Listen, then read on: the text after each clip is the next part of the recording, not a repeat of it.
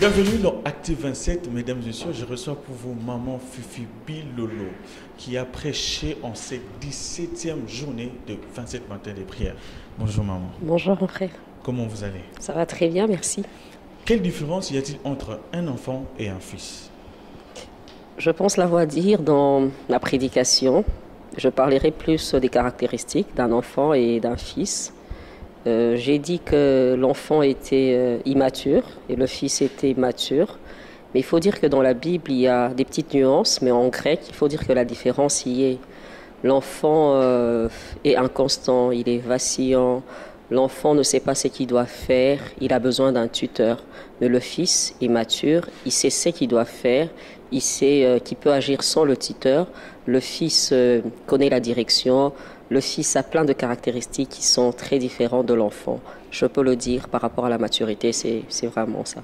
La maturité met-elle un accent sur l'héritage ou en d'autres mots, pour hériter, il faut être un fils? Je dirais que la maturité, mettre l'accent sur l'héritage, je dirais oui et non.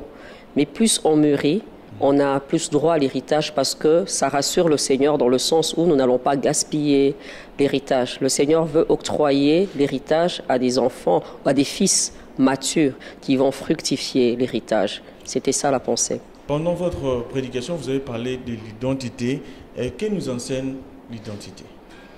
Cette identité, c'est dès notre nouvelle naissance. Il faut dire que lorsque nous naissons de nouveau, notre identité change. Nous sommes enfants de Dieu. À tous ceux qui l'ont reçu, à tous ceux qui ont cru en son nom, a donné le pouvoir de devenir enfants de Dieu. Nous sommes enfants de Dieu. Je pense que ça, c'est la réponse première. Et puis après, nous sommes le sel de la terre, lumière du monde, une ville située sur la montagne. Bref, il y a l'identité d'un enfant de Dieu est formidable. Merci beaucoup. Que faut-il faire pour ne pas être disqualifié? Par rapport à notre héritage, le premier point, c'est d'accepter Jésus, naître de nouveau, parce que la nouvelle naissance, c'est le point de départ par rapport à l'héritage. Mais il faut dire qu'il y a des niveaux dans l'héritage. Plus tu mûris, plus tu as droit à plus de Seigneur. Alors pour ne pas se disqualifier, je pense qu'il faut être concentré, il ne faut pas être distrait, il ne faut pas se mélanger, il faut atteindre les objectifs de Dieu. Dieu trouvera sa part et là, il te donnera plus de son héritage. Parce que dans son héritage, il y a l'onction, dans son héritage, il y a des bénédictions, dans son héritage, il y a tout un dépôt de grâce. Alors je pense que cet attachement, c'est sérieux avec Dieu, nous permettra de ne pas nous disqualifier avec Dieu et hériter au maximum de l'héritage. Dans le royaume de Dieu, il y a ceux qui sont déjà faits, ceux qui n'ont pas encore été faits. Oui. C'est quoi la nuance en fait?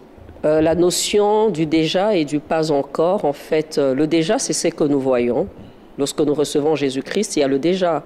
Jésus-Christ nous sort de la pauvreté, Jésus-Christ nous sort de l'opprobre, Jésus-Christ est venu nous affranchir. La Bible dit que si le Fils vous affranchit, vous êtes réellement libre. Mais cette liberté, c'est vrai sur la terre, mais nous avons aussi accès à la vie éternelle. Ça, c'est le pas encore. Bien que nous l'avons, mais pas encore. Okay. Il faut dire que lorsque Jésus viendra, nous hériterons maintenant des choses merveilleuses qu'il a prédestinées pour nous dans l'éternité. Ça, c'est les pas encore.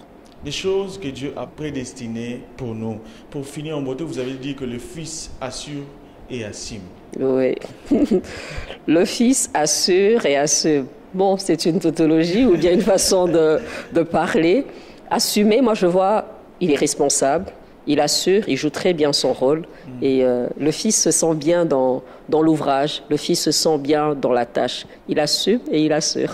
Exactement. S'il faut réduire ou soit parler avec breveté de votre sous-thème de ce matin à un homme et à une femme qui vous suit en ce moment, en regardant la caméra. J'ai parlé du sous-thème, le chrétien mature. J'ai fait une différence avec le chrétien immature.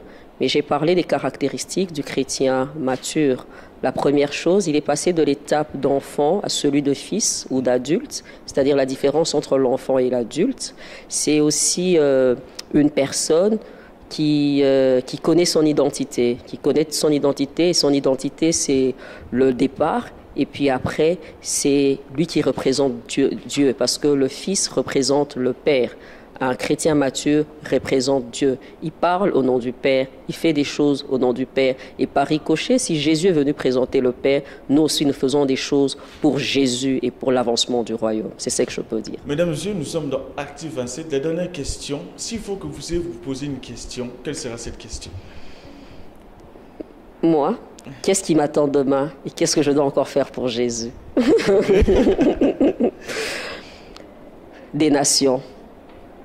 Influencer ma génération, influencer encore des femmes, des hommes, des jeunes gens, que nous soyons nombreux dans cette armée et que nous servons pour la cause de l'Évangile. C'est ça mon fardeau. Je me poserai toujours cette question tous les jours de ma vie. C'est un peu ça. Merci maman Fifi d'avoir répondu à notre invitation. Merci.